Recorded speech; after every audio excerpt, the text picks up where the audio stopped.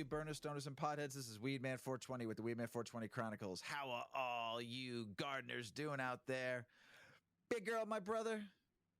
This is the Grow Hour, and we have a round table, my friend. How the hell are you? I'm doing awesome, man. It's gonna be a great show. Glad to be on here again. We've been like 10 days again since we recorded. We're coming back.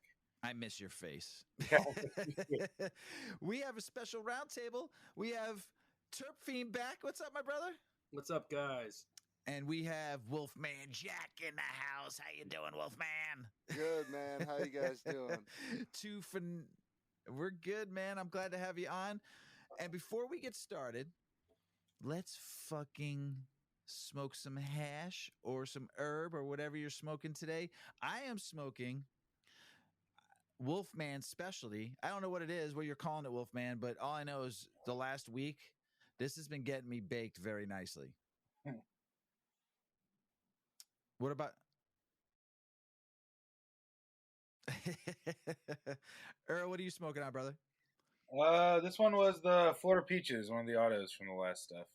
But Love it. that wax, that was a tray. I was doing one of Terp's fucking a tester on one of his, not like an actual tester, but like running a pack of his stuff to see where I wanted to put it in the garden, and I had it the tray not do too well because of my watering, and so it's actually a lot of Terp's genetics in there even. What are you smoking on, Terp? It says Triangle Kush Deep Chunk Royal Head Rush. So it's gas, just straight gas pine funk. One of the new strains from this last drop. I don't remember what the name was, but it's the Triangle Kush cross. I've been seeing some pictures you've been posting lately, my friend. Some of those buds, nugs, plants you've been posting. Holy shit. Thank you. Jesus. Now, I got to say something because I haven't actually smoked anything from you personally, but I actually got to smoke one of your strains that was grown by a friend of mine, Sam, that won a pack on one of the Discord things we did. Awesome. And I was Terp Drip. It's the one to smoke. It's one of the ones to smoke, man. I tell you what, man.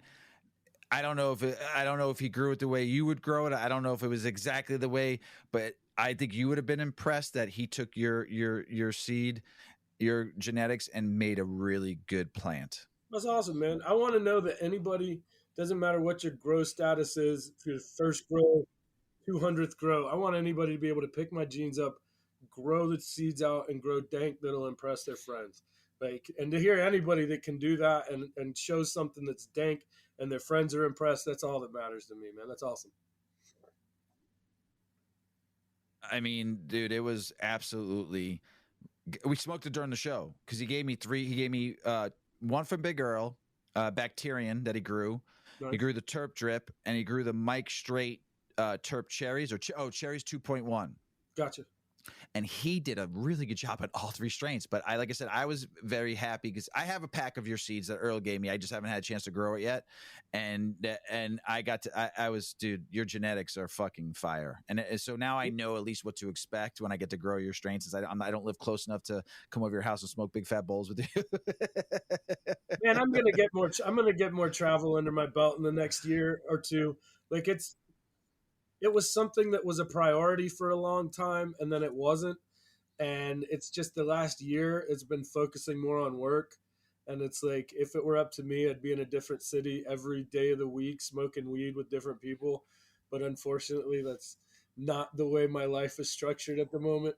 So you gotta grow, baby, grow. Grow, baby, grow. See you guys, and definitely at the very least touch base. Yeah, man, you let me know when you're coming into town. You please do. I'd love to take you around town, Chicago, take you to some good food. Or actually, if you don't feel like going, just come right to my house. We can grill up and barbecue and hang out and smoke big fat bowls, whatever you want to do. I was in Chicago 2 years ago in 21. It's been a couple years now. We did Widespread Panic at the end of 21 and spent like 5 nights just partying in Chicago. It was the first time I'd been. It was an amazing city. Great time. So yeah, I'm stoked to get back. Best time to come, May through September. May through August, yeah. Yeah, it's the best. It's the So same you with can't. Denver, man. It's the only time you're going to guarantee there's no snow. Yeah, and it's just the weather's great. I mean, and people are alive in Chicago. We've all, I don't know how you all have, but I know we were having 62-degree weather all week, and people were actually wearing shorts and tank tops. I'm like, you all are fucking nuts. But you know what? Good for you, because you're getting your vitamin D, and you're all going to be happy. Until now, we got like 3 inches of snow on the ground. You guys see right now? Yeah, We got 3 inches of snow. I went outside to let the dog out, and I'm like, Mrs. Weedman, there's fucking 3 inches of snow. What the fuck is going on here? So, cool. Well, we are so happy to have you on. Back again. Terp, this is 5 times. 5. you guys have been good to me, man. You guys have been good to me. I never miss a Terp Fiend show, so I You love don't. being on it. You don't, man. I see you in every single one, and that's impressive because there's not many people that show up for every one of them. Yeah. Wolfman, I'm going to mute you for a second. But I appreciate the love for sure, man. Oh man, I try not to miss a Terp Fiend show. The gentleman you had on the other night from New Hampshire, where was he from? Vermont. What was his name again? Sunny Gardens VT. Yes, and he was very interesting character. Yeah, it was a really good pod, man. I'm trying to get the Saturday night pod back online and get it done every week. And so he hopped on one of the first ones back from 2024. And it was a really good chat, man. I like talking to other people that live in other legal states, because not only do we have the grow thing in common, but I'm big on legislation. I'm big on, laws and differences in the legality laws between state to state. So anytime I could talk to somebody who's from a legal state that I don't know a ton about, it's always a good thing. Love it. Love it. And then I want to say thank you to you. And I already threw a shout out to Mac and actually DM'd him too. What you explained about the bee leaf situation. We don't even have to go into it if you don't want to, but I just want to say thank you for that, because I did talk about it on the show also, because you actually helped me understand what was going on. So I want to say thank you for that, because it made a lot of sense once I stopped reading what people were saying and actually listened to somebody who actually knew some information. The problem when shit hits the fan like that is that there's so much conjecture that it's often hard to tell what the facts are. And in something like that, we want to get the facts right. Mm-hmm. It's something that I'm not the police of the weed world. And that was something that happened after that, where everybody wants to come to me now and, hey, this guy's a shitty person or that guy's a shitty person. That's not really how this is working. That was a situation where the video sold the story. Right. So all we needed to do was make sure we got the fine points right. But yeah, I don't like talking about stuff like that, but I'm going to be honest. I was proud of the cannabis community that day, and the way that everybody kind of came together and was like, we might not know much about each other, but we know we're not putting up with that. Right. And after that, to be honest, that's nasty. And that's the worst kind of stuff I ever want to have to deal with in the weed community. But there needs to be voices of people that have some sort of a voice that stand up and say, there's a standard. We're not going to put up with certain things. There's certain things that just aren't acceptable within the community because it represents all of us. Right. Yeah, I thought it was great. So thank you for putting it out there and helping us. To me, education is the key. My premise is I learn to help others learn. You actually did that. You learned some stuff, but you actually helped a lot of us that day. There was 100 people at one time on that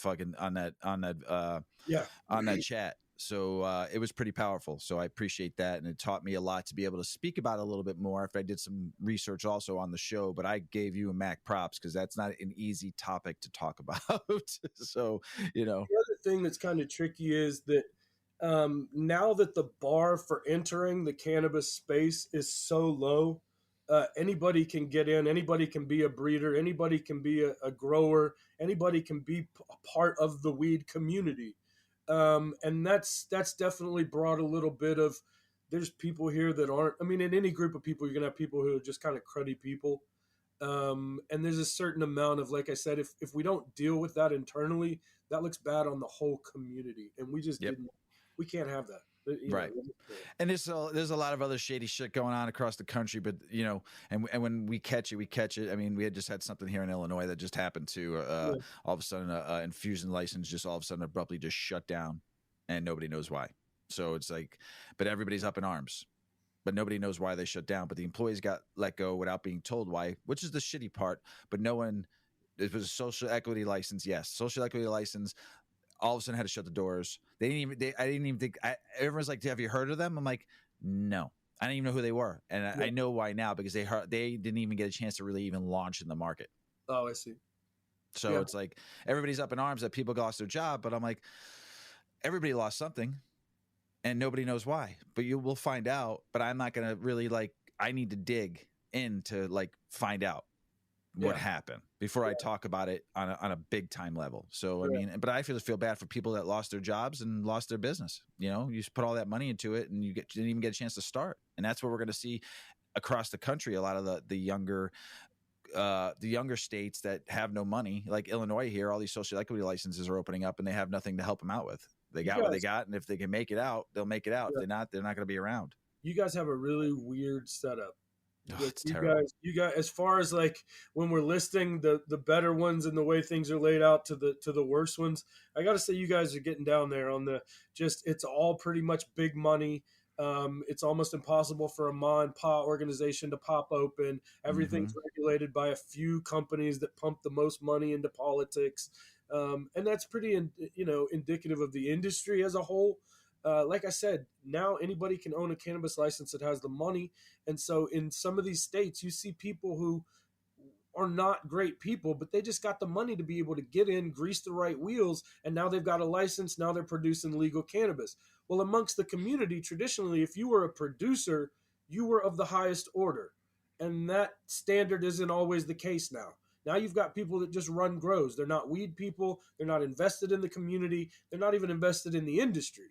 And so, we've got all types. And the only reason I got involved in that situation particularly was because it sold itself and there was evidence and there was video. And it's hard for me to tell a story like a good video will. And at that point, everybody was sold. I did was made sure the BS stayed out and the truth stayed in. And past that, man, like I said, I'm not the police for the industry. There's tons of people when stuff like that happens. If you watch posts on my page, you see other names. You see other names that some of us already know. And I don't have the platform to kick somebody off the internet, and maybe they were a shitty person down the road 10 years ago and there's paperwork. But now it's not as selling as a video where you see somebody getting hurt or you hear some. So there's a lot of listen, man, there's crappy people everywhere. But I think all we were trying to do was just kind of keep the BS out. And like I said, keep the honesty and the truth of this is the facts. This doesn't matter that much. And this happened. And that's all. Well, we appreciate it because it helped out a lot. Like I said, it helped me out a lot. And thank you. Now on to the real good topic, why we're here. We are here to talk about hash. Hashish. And hash rules everything around us in this conversation.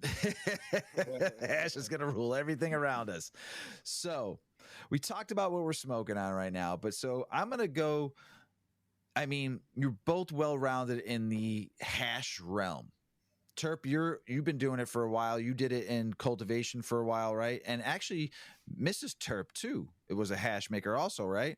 So yeah, that's actually fun. Yeah. She's a legacy hash maker as well. But I've done both cultivation and commercial hash production full time at various times. Won the first ever cup for rosin in the country.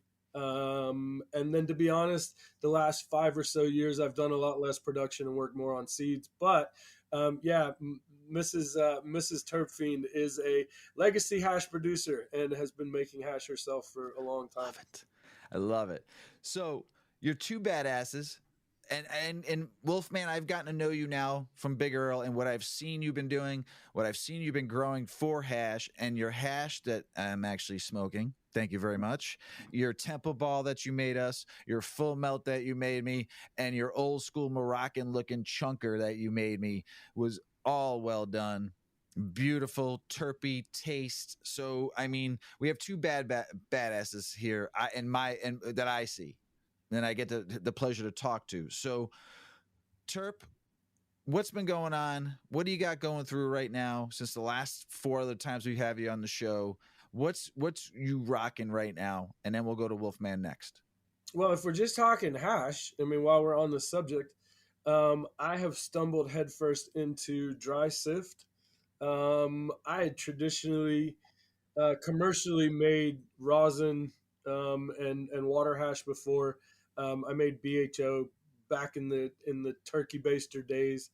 Um, but lately, I've gotten back into doing more, like you mentioned, more traditional style hashes, dry sift, press stuff.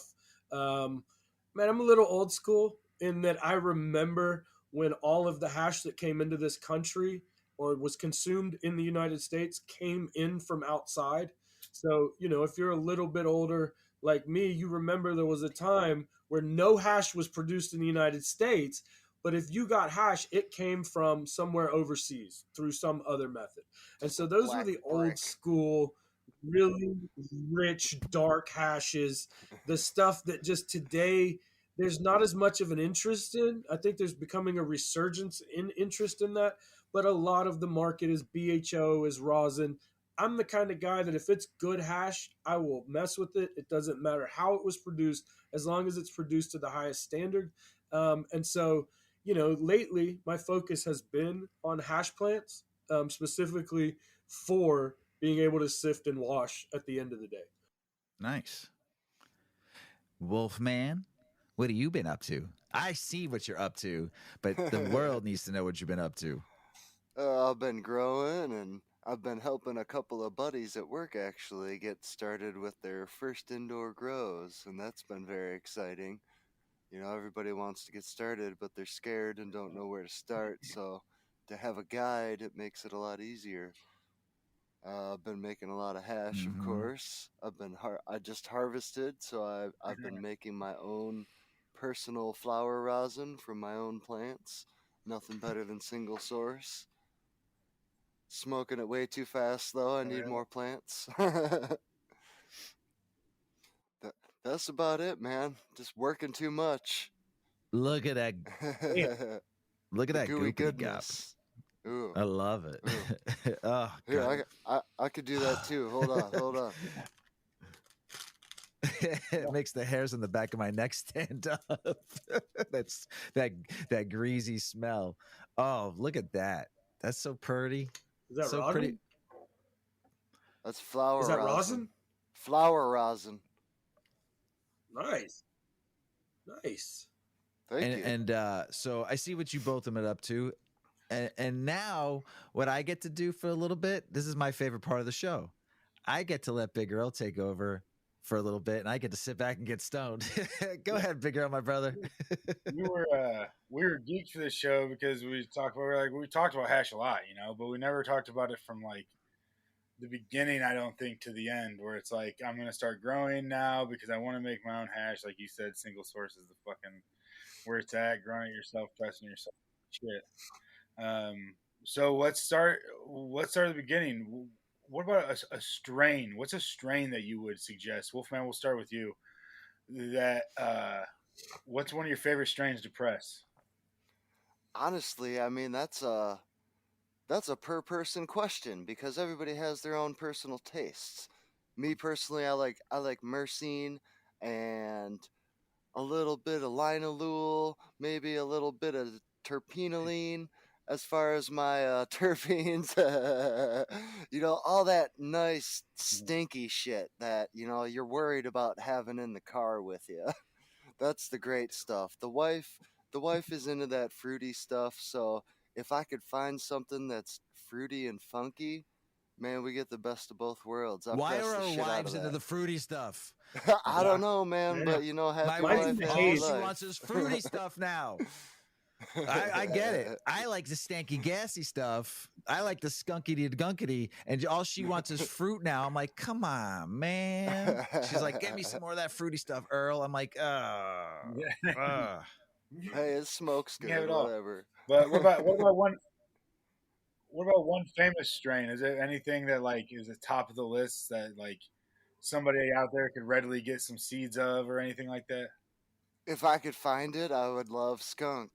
We've talked about it on the show a Straight couple skunk. times. I There think you go. I've heard some people say the old school Yeah. What skunk, about you? What or about you, or Turk? maybe even classic Northern Lights or something. You know. Yeah, some old school. Yeah, fuck yeah. What about you, Turk? What you got? Uh, man, I would say lately. So the focus lately has kind of been on hash plants, generally speaking. If I could just, the one that I have the hardest time putting down lately has been the ego death, both because it puts out, but what it puts out is worth smoking. Like it's not just, bland one note. It's got this really nice, like cushy funk to it, but it's also, so I kind of had this pheno I'm working with lately that kind of is the perfect mix of like gas, kush, and skunk.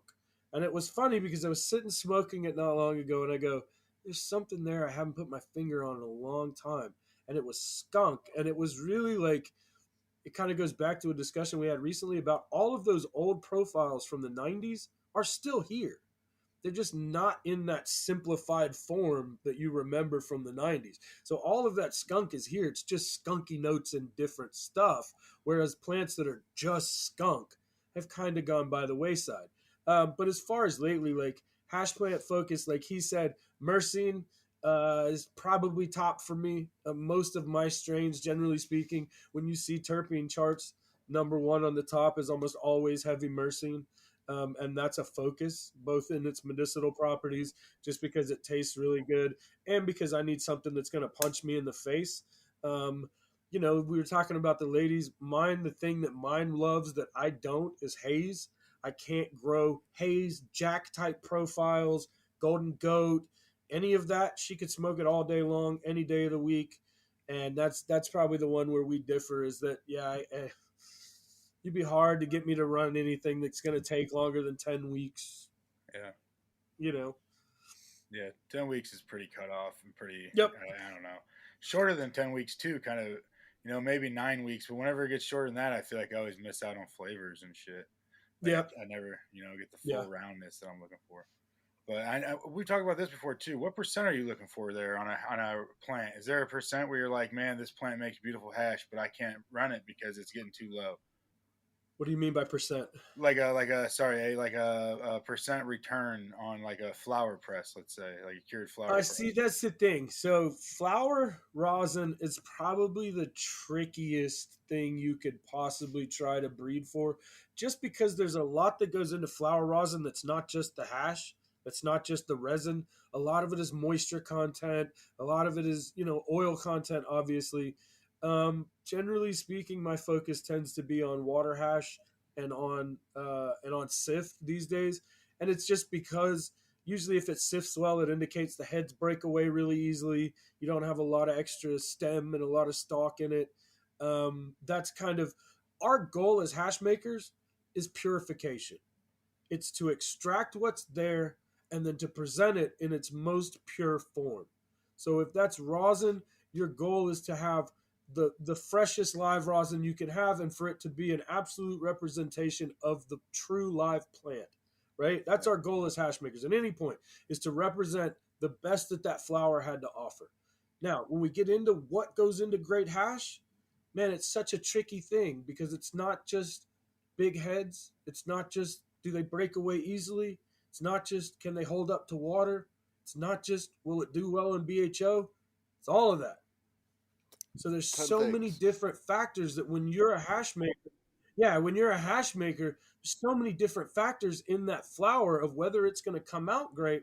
Our job as hash makers is to not be seen in the process, which means that if you give me amazing material, I'm going to give you amazing finished material. But if you give me garbage, all I can do is hand you garbage back. You can only polish a turd so much in this business, but truly as a hash maker, our job is to not be seen. If a hash maker, if you can say I gave you AA and you gave me AA, then I did my job. Yeah. See, that's awesome because like what we've been doing, me and Wolfman really, have been the cured flower. And so my breeding, when I'm going to be crossing, is going to be going to be more toward less away from that bubble hash probably, and more towards the cured flower. I guess I never really thought about all the extracts being slightly different to where you can have one strain perform really well under ice water, but not so well under butane. It's usually the other way around. It'll almost always produce well in BHO, no matter what the strain. You can polish a turd a lot better with BHO than you can with water or with traditional hash methods. With most of the old school hash methods, that's when you really get into it's very strain specific. It needs to be grown properly. There's a lot of benchmarks you have to hit. Whereas if you just throw it in a column and hit it with gas, you can make just about anything into good BHO if you know what you're doing. Yeah. So, Wolfman, what do you look for then? I know you've said this number before in a percent, because you've shown me stuff that is as low as like 5 and 6%, but that stuff that you grew and that you harvested specifically to press cured flower rosin, you were getting like 17 and 18%, I think, if I did my math right. Whoa!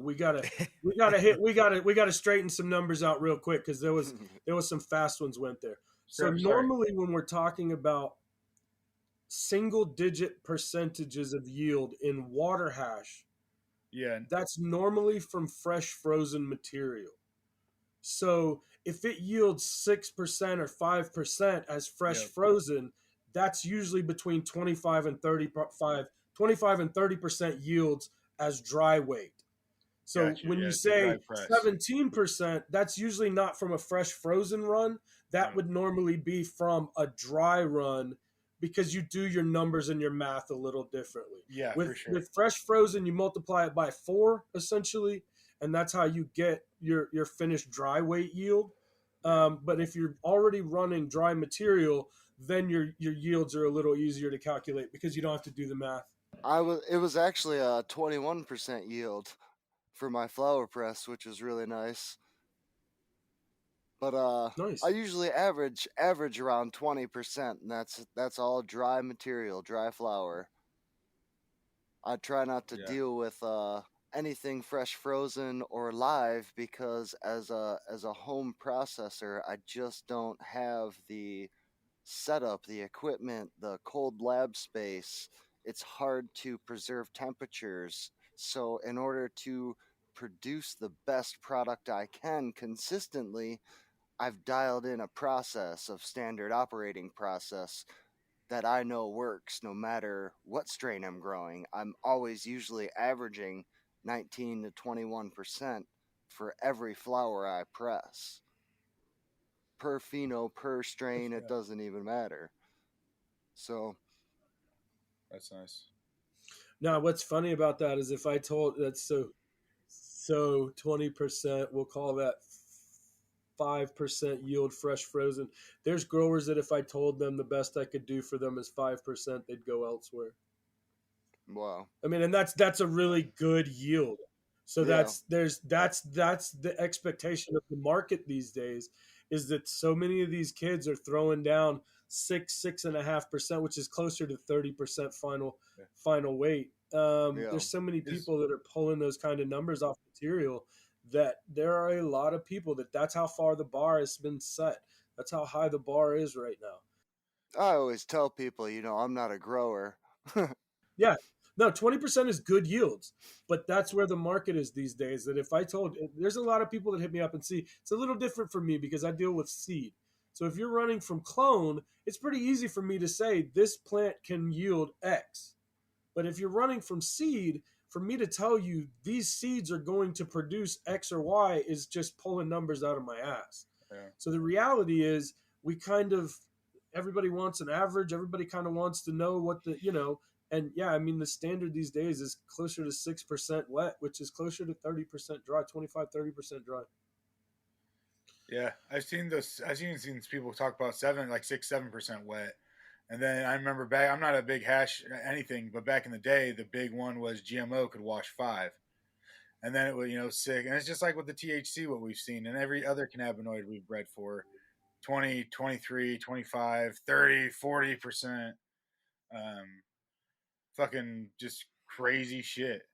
To get those higher numbers, do you see a drop in quality a lot of times? Like if you tried to go after lower numbers, would it be a better hash, or is that just like most fire hash that's out there?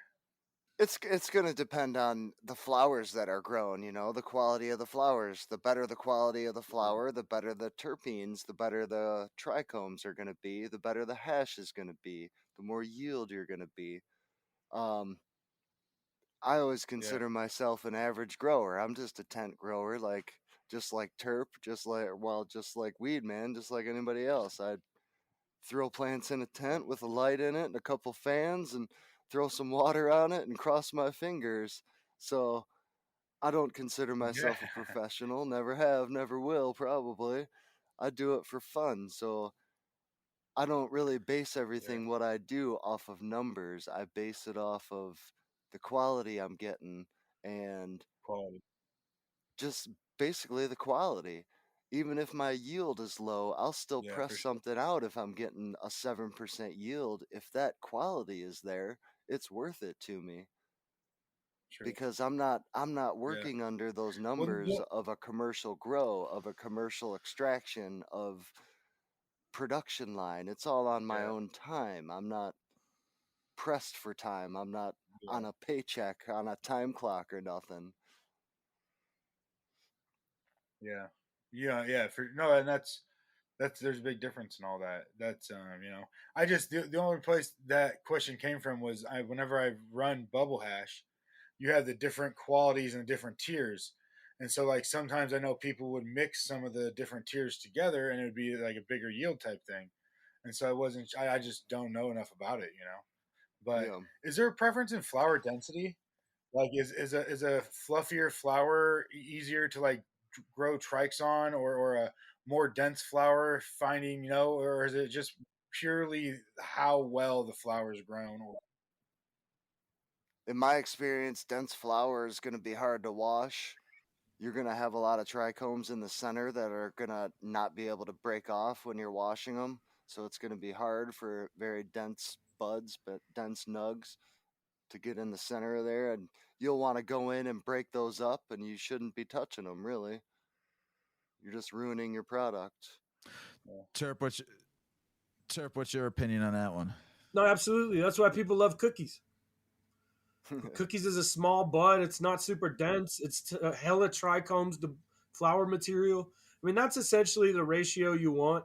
It's a ratio when you're breeding. You're trying to breed for an even balance of high trichomes with large heads versus a flower amount that's worth growing, right? It's the other reason nobody likes cookies in their garden is because it's a pain in the ass to grow and it doesn't yield really well. So with smaller buds, generally you can get more surface area to extract, which is good. Dense flowers usually don't wash super well. But yeah, I mean, flower size and structure absolutely matters. yeah. You were mentioning on your show the other night about cheating strains. And this is a question I'm throwing. It's not even one of our questions. I just remember what you were talking about on your show. So, The what was cheat the codes. cheating strains that Cheat you were? The codes. cheat codes. The cheat codes. Yeah. Cheat codes. I think the world needs to know about the cheat codes. The cheat codes. When you're breeding, yep. If I see you use Purple Punch, if I see you use Slurricane, there's a couple others, then that's a cheat code. That's a cheat code. Because anything you hear. Here's the thing that's beautiful about those strains. And I say this as a breeder because I've used the cheat codes. They're not super loud profiles. They're not super exotic profiles. They're almost kind of neutral when you're crossing them to other stuff. So if you hit it with something really terpy, you're almost guaranteed to get great wash, great finished product, dank hash. Purple Punch is one of those. Slurricane's one. GMO kind of. It's just great resin strains. They're strains that you almost know breed for great resin, and that's why when you see them in crosses, you just go, "Well, you took the cheat code, man. You took the easy way." And I've done it.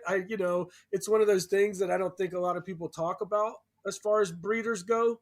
But as a breeder, when I see other people use Slurricane, Purple Punch. There's a few others that are big that I know to just make great hash. The white used to be one from back in the day. When you see anything that was crossed with the white, it made great hash. But it's not necessarily that strain makes great hash, as which it usually does, as much as it breeds for great hash. So when you cross it to something else, all of those crosses are just going to piss hash, and it's usually going to be really terpy if you hit something terpy to it. I tested for a breeder like 5 years ago that did a Purple Punch cross, and every single plant, I didn't do washes, but every single plant was trikey as fuck. And then everybody hates on Purple Punch, and I was always like, man, I don't know about Purple Punch itself, but it crosses like a motherfucker. Like it makes some fantastic crosses. Banana Punch is probably one of the dankest strains that I've had in the last 3 years. It's a Banana OG Purple Punch, I think. I grew that strain, so I swear it was so wet and so drippy. Yeah. I wish I knew how. I grew that four grows ago. Mm-hmm. I gotta send you a picture of this plant because it was like syrup, man. It was like fucking. I still got a couple of nugs left of it. I saved, but this thing would have probably better hashed and smoke like all day long. It's still wet. It's crazy. It was the jar that we couldn't keep around. It was the jar that everybody kept going back for. It was the jar that by the time it was all said and done, I was pissed off I didn't run 200 pounds of it. It's one of those, and it's amazing. I made some crosses with it. I'm going to be working with it again soon. I can't. It's the cheat codes. They call them cheat codes for a reason. I love the cheat codes. God knows. Give me that A, left, right, A, contra days, baby, on the tendos. And as breeders, we don't want to talk about it because it makes us look lazy. I guess the notion is that when you already know the outcome, it's easy to predict. But there is a certain amount of, we're not going to find new stuff by doing what we know works. We're going to do it by finding new ground and finding new things. But at the same time, you don't pay your bill. How many people paid their bills with Blue Dream? Do you know why? It's an amazing production strain. Yeah. And at the end of the day, if it grows great product to somebody, it's worth keeping around and it's worth running more of it. Now, Blue Dream is garbage for hash makers. While we're at it, I used to have to run a ton of it for somebody else when I was working commercial hash. They had this customer that would bring in just paper garbage bags full of trim, and we would run like 6 or 8 of those bags an afternoon, and we would just have drying racks of Blue Dream. And then you're stuck in a situation where it doesn't melt great, it throws down, but what's there isn't all that amazing. And that's when you start to see people coming up with all kind of, man, it's blueberry something, or it's, azure haze, or it's some silly thing. Because the minute you say Blue Dream, 60% of the people are going to be like, I'm good. Yeah. That's fucking great. So this was that question that Earl gave to me to ask. So I'll ask you, Terp, does salt or organic when growing plant matter for hash at all? I don't think anybody's going to like my answer, but I'm going to tell you the honest one. Doesn't matter in the least bit. Do you know why? Because it matters to people in concept and in principle. But there's a huge percentage of the hash that has 1 cups in this country that was grown in blown out salt gardens. Take it for what it's worth. The more I got involved and the more other people's grows that I started to see, pure organic grows are fairly rare in the competition circuit. Now, we can have a whole discussion about the validity of competitions and hash competitions and whether it's just a money for play game and we could have all of those discussions. But the reality is, the more that I started to see hash cup winners gardens, the more I realized it doesn't really matter. It doesn't. Now, having healthy plants matters.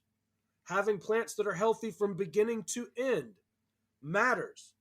Flushing your plants, if you want to grow with salts, matters. But whether you grow organic or whether you grow salt, not a big difference in the finished product. Yeah. It's just not. Healthy plants matter more than how they were grown. Yeah. Wolfman, have you ever pressed organic versus anything I've had given you has been synthganic is what I always heard it referenced, where I grow mostly salts with the organic additives. Perfect example. Yeah, you know, I mean, you can't beat it. It fills in all the cracks of the. It fills in, you know, it's like cocoa. It's like the best of both worlds. Wolfman, what do you say? You ever Oh pressed yeah, organic? I've pressed organic, I've pressed salt, I've pressed outdoor, indoor, living soil beds, you name it. Honestly, I've never noticed a difference as long as it's grown well. You know, if the guy knows what they're doing, if it's dried material I'm working with, as long as it was dried right, cured right, handled properly, not overhandled. That's very important in the hash making industry. Can't touch the buds all the time and get sticky fingers, have sticky scissors and all that stuff. You're wasting product is all you're doing. But I personally have never noticed a Yeah. difference between the Oil two. production is I a big one. I love both. Yeah. Oil production is the big difference. Like when we get into kind of big discussions versus synthetic versus organic. But the big differential has been in like Earl mentioned, we now know why organics are great, right? And we also know that you can supercharge your garden using salts. So if you find a good balance of the two, you can produce insanely terpy weed that I mean, I've grown synthganic for the last few years. I put my shit Pepsi challenge against just about anything in the business. I mean, you grow dank, and you know how to grow dank. But the reality is, there is some benefits, oil, especially like oil benefits to growing organics, but you can get the same thing from living synthganic as well. I mean, using organic additives, using bacterial inoculants, there's we know how to grow dank at this point, and you can use salt and still grow dank weed and still maximize your yields. Is there one product you would recommend to anybody in general? Something For that to increase terps or production or anything like that for hash? Not a big fan of gimmicks. I'm gonna be honest with you, man. The best thing I can tell you is healthy plants. Yeah. Healthy plants produce the most resin. Healthy plants produce the most oil. Now, how you get to healthy plants is all in your routine. It's all in your regimen. It's how well you're dialed in. It's having your P's and Q's, knowing what healthy plants look like, knowing when your plants get off, when they're not, when something's not right. But yeah, I'm going to be honest with you, man. We live in the 21st century where we've done all of this a ton now. And so we have a better benchmark of what works. And healthy plants are going to do better than cold shocking your plants, giving them artificial terpenes, pissing in your pots. It really doesn't. All of the tricks and the gimmicks and the BS. I worked in a commercial garden where they had us drill screws into the base of 1,700 plants as a finishing something. And I said, man, you're like add paying all these stress or people all something. these man hours. What are you getting out of this? And they can't tell you. And it's like, the boss just says we have to do it. And it's like, man, I'm the hash guy. I'm all about increasing oil yields, increasing resin yields. I'm all about it. But not if it costs you money. Like healthy plants are going to produce more resin than anything else you can do. Tricks, extra gimmicks, Yeah. Wolfman, you use anything? You got anything that you're like, man, when I added this shit really fucking helped me out? No, I mean I use some very mild dry newts, down to earth dry newts, and a 1 part salt based nutrient at about a quarter strength of what the bottle says, and it seems to be working out good for the past 2.5 years or so now. I used to mix, 12 bottles. Hold on, sorry to interrupt. Show that fucking nug, will you, Turk? Yeah, Come on show now. that So you just nug. can't hide. Oh my It's just god. it's just a little gas. It's nothing serious, man. Just a It's little just a little gas. gas. Really Ah, heads, bruv. Sorry, my camera says shit. It's just just a don't little. pull that out and put it away. Now you're You gotta thinking some fucking be. shit. I saw that thing. I had to fucking.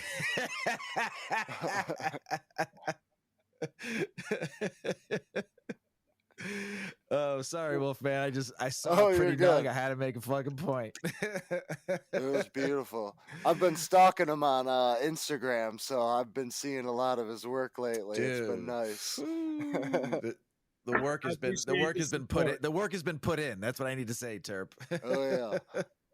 I love what I Pictures have do, been man. great I on love the what I do.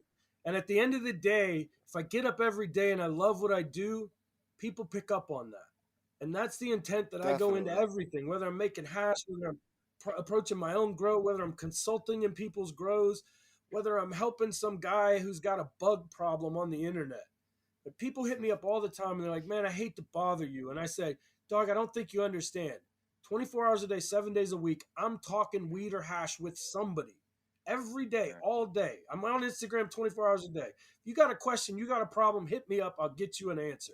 But it's never a bother for me because I'm talking weed with somebody. I could sit here and talk for 3 hours with you guys, hop on another podcast, and we can do 2 hours on living growing or living soil or, any number of topics. So it's what I love. And I think people pick up on that. When you go into it with that kind of passion, people see that. Well, I gotta say something because it was the first time you posted something on your Instagram of your garden. And it was the first time I saw a picture of your garden with the fans and you had your plants all nice and purty. It was the first time I saw you post something of your garden. And it was very well done. I mean, those plants were like perfect. I mean, they were very purty. Yeah, man, I got to be honest with you. It's love. There's no tricks, there's no gimmicks. It's really love and it's persistence. And I made all the mistakes, and that's why I don't ever mind helping people out because I made all those mistakes. And if you can hit me up and I can save you 2 crops of fucking up, why wouldn't I do that? Like, why wouldn't I help with that? Like, that's an easy one. So when people hit me up, whether they have a question about their hash, about their grow, I try the best I can to answer all of them. Just because I remember what it was like to be a new grower, to be overwhelmed in the industry, to be overwhelmed that there's so much information and we don't know what's what, and it's like, if people see you as a source of decent information, the least you can do is provide that. And there's so many breeders and growers, the bigger names, who aren't accessible, who aren't people you can hit up and say, hey man, your grow looks great. What do you guys run? Or what's your technique? Or what are you, because they don't have time, and it's like, I don't really have all the time in the world, but when it comes to weed, you make it, True. It's what I love. Yeah. It's what I love. Fuck yeah. So what about drying for hash? Is there a different way? I don't know who we started with last time. It's Wolf's turn. Wolfman. What about drying for hash? If you know you're drying something for hash, do you dry it a little drier, a little longer? Anything change at all compared to drying regular flour? It depends what type of hash you're making. If you're making bubble hash, you're best off fresh frozen. If you're pressing dry flowers, then I do have a certain process for doing that, but it's a little different, I guess, from what you would do for drying something that you would want to put in a bag for bag appeal. You're drying this material, trying not to handle it or touch it. That way you can process it. So you don't care if it's leafy. You don't care if there's a little bit extra sugar leaves on there because that's all extra trichomes that you're going to extract anyways.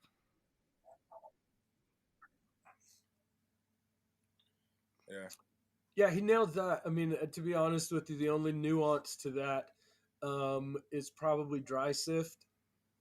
Dry sift, there's definitely a different drying technique than there is if you're going to do bubble or if you're going to do BHO.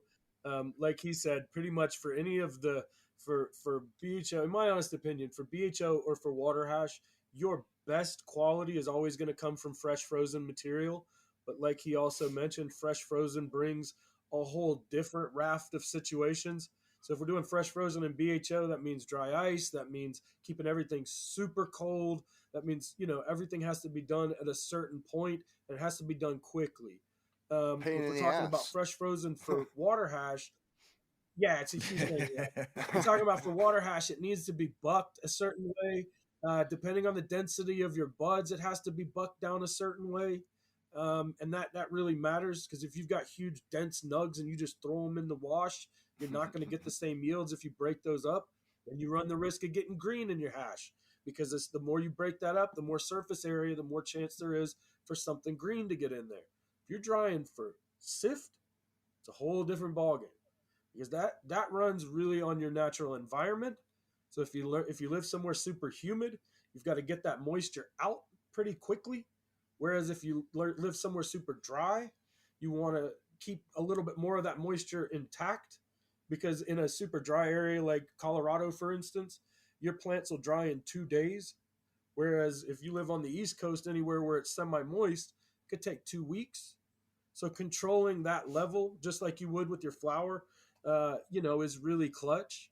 But like he said, it's really tough because you're trying to do that without handling it, without touching it, pretty much while it's hanging on a branch. So there really is a lot of technique, but it all kind of goes down to the nuances of what kind of hash you're trying to make in the end. Yeah. Okay. So let's say we're trying to make a cured flower rosin. We talked about on the episode with Wolfman the bottle tech, where you pack it in the corners and you press down. Is that how you would press or maybe Wolfman? Can you explain a little bit better the bottle tech when packing the bag?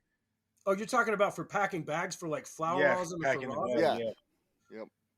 Just to get more in the bag. Yeah. Yeah. There's a ton of pre-press options. Like there's a ton of like stainless options and things too, depending on what you're working with. Yeah.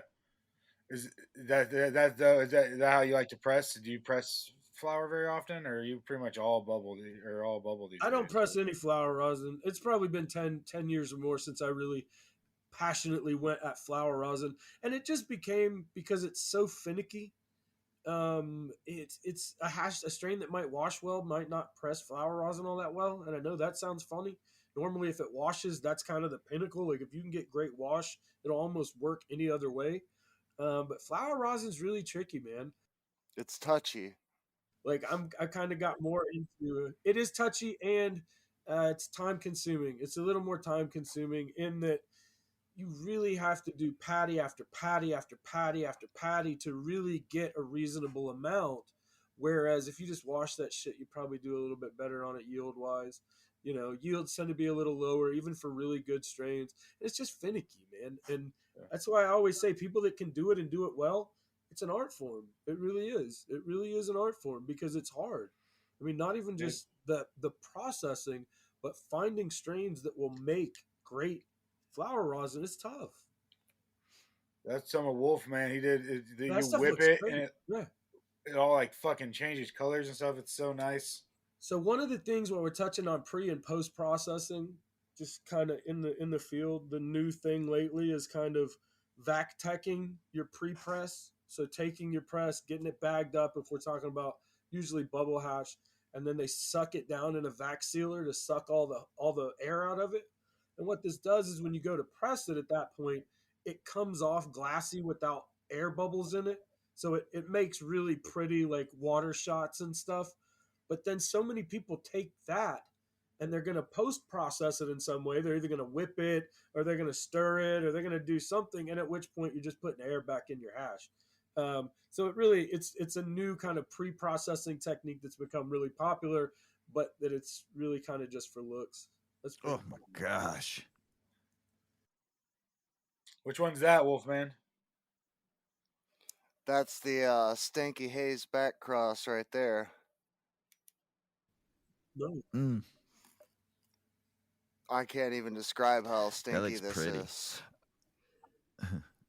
Oh man. So what are some of the ways you Wolf, this is for you. What are some of the ways you could pack a bag to press? And I know you kind of touched on that in a couple shows with us, but just talk about it again. And I don't know if we ever talked about like packing micron bags with bubble hash on the episode with you, Wolf, but just go ahead and interpret go to you next. So for packing flour, I'll really only pack bottle tech style, where the bag is standing horizontal or vertical, not horizontal, just because it's a very calculated surface area, and you could dial in your material pressure very easily and get a very, very consistent press every single time. It makes it easy with the press I have too, because you push a button and you could easily dial things in. but with a gauge, you could do that too. So when you're pressing bubble hash, you're going to be able wrapping it flat. You don't want to press bubble in bottle tech mode because it's just going to blow out and you're going to waste it and you're going to be real mad at yourself. You always press it flat. I personally press Yep. my bubble wrapped in a 15 micron sheet, and then it's inside two 37 micron press bags just to hold everything together. And then I measure that complete surface area of that package, and then I calculate it on my machine, and the machine does the work for me. Before that, I had to watch a gauge and I had to do a little math on an app, and there's things that you can do to make it easy, but nowadays it's a lot easier. It is very common for any home grower and easy for any home grower to use this method. I'd say it would be almost a standard operating procedure for your basic average home grower. It might be a little different in a commercial setting because you're working with so much more material. You're also working against numbers and stuff, so you don't have the option to do certain things. It's not going to be logical for you to be pressing flour in a commercial situation. It's just going to take too damn long. You're going to waste time, you're going to waste money, and you're just not going to do it. No one's going to pay you to sit there and press flour rosin for Yeah. freaking 2 weeks long. It's not going to happen. They're going The to yields aren't wash great either. freaking 50 pounds at a time, and they're going to press out bubble hash because that's what they do. Yeah. Yep. Oh yeah. Terp? You press your hash the same way, Terp? I think a discussion that we should have, and I don't want to distract, but I'm going to touch on what you're asking, but I'm going to tell it in a little bit longer method, right? So when I started pressing rosin, it was probably right around the time rosin became a thing, 2014, 2015, and it was all hair straighteners, and we didn't have bags. All we had was we would take blast screen, the stuff that they would put on the end of the blast tube for open blasting. They would make these little round sheets of screen. And so we would take them and fold our hash in these little origami packets, and they almost always blew out. The first time that I ever hit hash that I made hash so greasy that we couldn't keep it in a bag. Shout out to the homie Fonzo, who has since passed away. The homie Wally Blanco gave me the first batch of rosin that I ever made, that I literally was ready to beat my head against the wall because it was so greasy it wouldn't stay in our little double bag, so we had to double bag it. And so that was the first time. So like the industry has changed so much from that time to now that there's bags in different microns with different stitching. There's different pour techniques. There's different techniques for pre-pressing. There's different techniques for post-finishing. And all of this results in different ways to make hash, right? And so the short answer is I generally make a lot of bubble. So everything kind of goes in a bag, in a bag. I mean, now I don't know anybody that presses single bag anymore. And that's the big industry change, was that so many of us just beat our head against the wall because we were so sick of it blowing out. And now you've got hash in your hash, and you got hash in your hash. You got water hash in your rosin, and you've got to rebag the whole thing because you can't separate it. Oh, bro. And I don't see people have those problems anymore. So, I mean, largely, I think the industry has learned to just double bag everything. And then it just comes down to how much you're pressing. You know, if you're doing commercial amounts, you might spend a whole day just packing bags. Like you might spend a whole day just packing and pre-pressing bags. That might be your whole thing. I'm kind of shocked. He said that they're using. Once again, I haven't made a ton of flour rosin in the last decade. I'm kind of surprised people are using bags for flour rosin, because when we first started pressing flour rosin, nobody would use a bag, and you would just kind of hope it squirted and pick the little pieces of flour out of it. And because there's so much loss to the bag, and that's usually why the yields are a little lower doing flour rosin, especially if you use it in a bag, because you're going to have some hash that just sticks to the bag. I mean, you can press it again and press it again, but there's going to be some loss, you know. I think that covers everything now. Nobody's pressing with hair straightening devices any longer.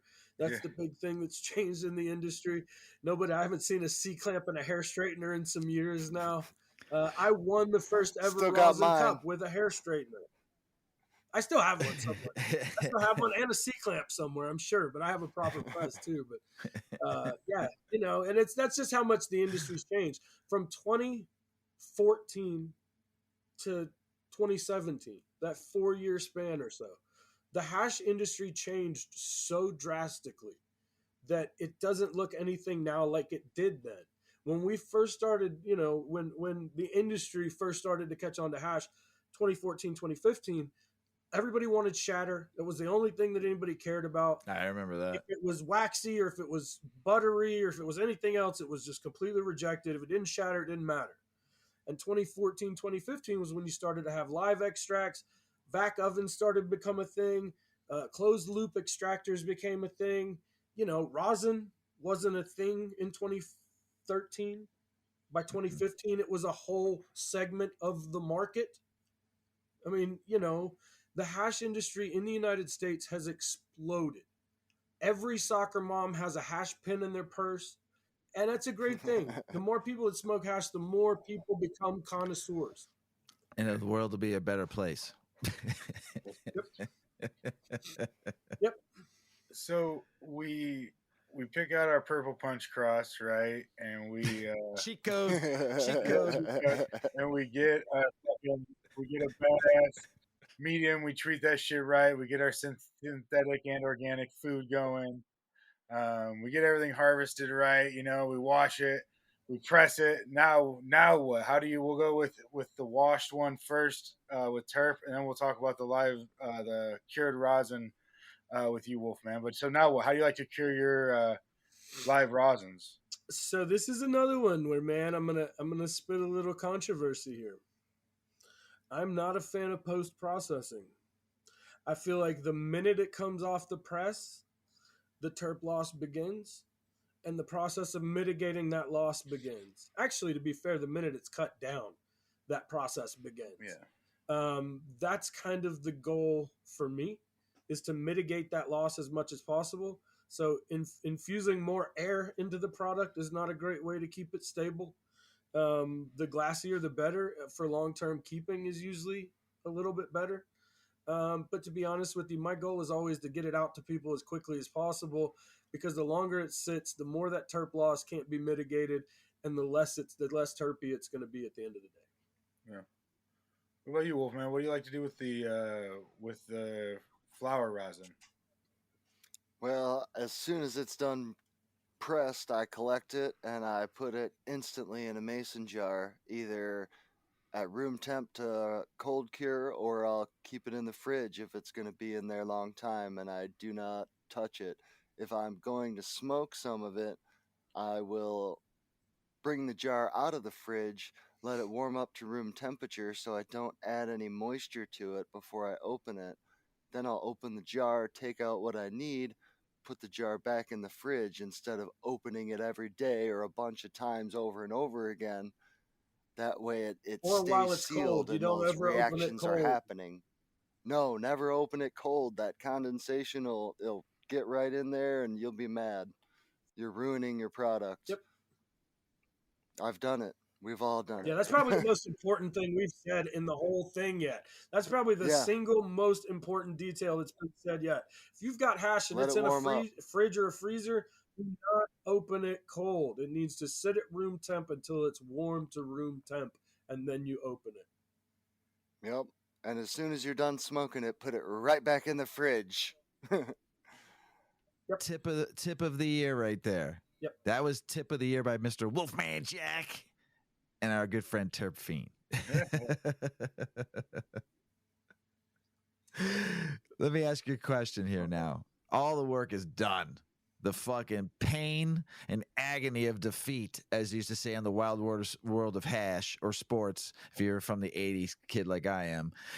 Let me ask you a question, Wolfman. How do you? I saw how you like to really truly smoke your hash by the fire, shirt off, hairy chest sticking out like Burt Reynolds style, sitting there throwing a log over your fucking shoulder during the middle of a show because your fire was getting low, and then twirling your nipple while you're ripping the fucking hash. Is that how you actually like to smoke? Because I got a proof on fucking the first podcast we did with you. Well, usually I got a little Marley in the background, or maybe a little Barry White or something, you know. I have it. I have you laying by the fire. You did it on a show, man. I had women going, "Who was that sexy man smoking with that chest?" honestly, the best way I like to smoke hash is any way possible, man. It doesn't even matter as long as I'm smoking it. Any way possible. All right. I love it. Terp, what's the preferred method? Man, I got to go with that. I'm usually a dabber. Generally speaking, I'm a big dab guy. That's another one where I think I'm going to show my age in the industry. But I remember when it was knives on a stove. And and then we had little metal contraptions. And then we finally had something that was glass with a little nail and a dome. The fish dome. E-nails. And then I had vape bags. I had the swing domes. I mean, at this point, I've done it just about every way you can. And I'm a torch and a rig guy. Like, you know, nothing quite like a banger that I'm familiar with. So I know what my dial-in time is. I haven't really gotten towards the new level of gadgets of like self-heaters and temp guns. And, you know, I'm an old school, heat it till it's red and count it down and know where your time is. And this changed my life. I mean, it made my life a lot easier. I like those. It made me. It made it easy. Pins. Yeah, I've had some pins that were good, but I got to be honest, those always kind of. I got one of those early on in a contest that I won, and I sold it a few months later because it just didn't kick like a rig did. But it's perfect and portable. It's just nice. I have my rig. It's good. It's just convenient. I could just and I got the app on my phone. I press the fucking temp I like, it heats it up, and I got the fucking this thing now, the extender, so you get a bigger rip. It's and Mrs. Weedman likes it because she's afraid of the torch, so it's nice for her.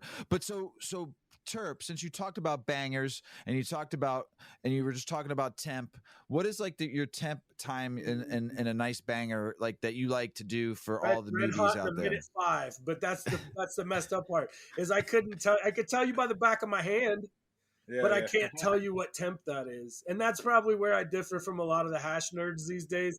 These days, you can literally get a machine that tells you what your temperature is. You can get another machine that keeps your banger at that temperature for you. I'm a little old school in that one too, which is funny that now I have to say I'm old school because I use a regular banger. But yeah, I'm a red hot, and then I got a timer on my phone for a minute 5. Put it to the back of my hand, feels good. Let's go in. But yeah, I mean, I'm an old school choker, man. Now I will say this too, and she'll probably kick me in the ass for saying this. This is the one place me and my wife differ. Because my wife will go with just, if you've got hash, she's going in. And if you got a red hot banger, she is not about to stress it. She'll go in glowing. If it flames up, even better for her. But I'm more of a low temp dab guy. I like to get the flavor. I don't mind putting a little bit on the Q-tip on the way out. That means I usually got all the flavor there. And I've probably wasted a lot of hash doing that. But that's such is life, man. You got to waste it to taste it, right? Yeah, there it is. Wolfman? Just make more. Make more. That's what I was going to say. When you're at the end of the run and everything's done and now you got to figure out what to do, you plan another room. Time to start back over. There's no finish line. Got some fucking rap battles going on between Wolfman Jack and Terp in here. I love it. Album to be out next year. So, Terp, let's throw some shout outs, man, your way. What do you got coming on? Where can people find you? I mean, if people have not seen your show yet on Instagram when you do the interviews and stuff, they need to catch that. But throw some where we can handle you at. Yeah, for sure. So terpfiend.com, www.terpfi3nd.com. That's where you can always find my gear and my work. On Instagram, you can find me at terpfiend_genetics. TERPFI3ND _genetics. There you can find all of our podcasts, all of our other places where you can link up with us. We just dropped Royal Head Rush, which is gas, poop, Kush flavor profiles for those that are looking for old school funk. So we got a lot of those. Pooping. But I try to keep a flavor for every poopings, heavy poopings, the pooping crew. Everybody knows about the poop, man. I don't even have to sell it anymore. I just mentioned the poop and everybody's on it now. So I know I did my job if people know the words poopings. So what that tells me is you're looking for the funk, and we got that. But I keep a flavor for every profile. If you're into fruit, I got fruit. If you're into gas, I got gas. Just hit me up. We'll get you with the washer. Sweet. Wolfman? You know where to find me. I'm on Instagram. I'm under Earl. Find me at Wolfman. Love Come it. talk Love to it. me. Big Earl, you got anything else to say to these two gents for joining us besides a big fat smoochy kiss, hash kiss, and a thank you? But what else you got to say to these guys? No, yeah, dude, I loved going from the beginning to the end. We didn't talk about one thing, adding the cow mag to the whole sequence. Isn't that the cheat code? Nah, Isn't that's that the biggest finishing move. You That's put it the in raw at the very end. You just pour it Raw on the cow top. mag. Everybody out there in the world, man, we love you. Don't forget the cow mag. Peace. Check out our cannabis lifestyle brand online at 8decades.com. Our custom smokes and accessories are perfect for your coffee table, bedroom nightstand, or kitchen counter. They're designed for you to show them off. The Canna community is also loving our hemp and cotton blend t-shirts, sweatshirts, scarves, and hats, finished off with our 8 Decades logo. We've got some awesome long-lasting goods that will be your favorite for years to come. 8 Decades, because a 9th decade of cannabis prohibition isn't acceptable.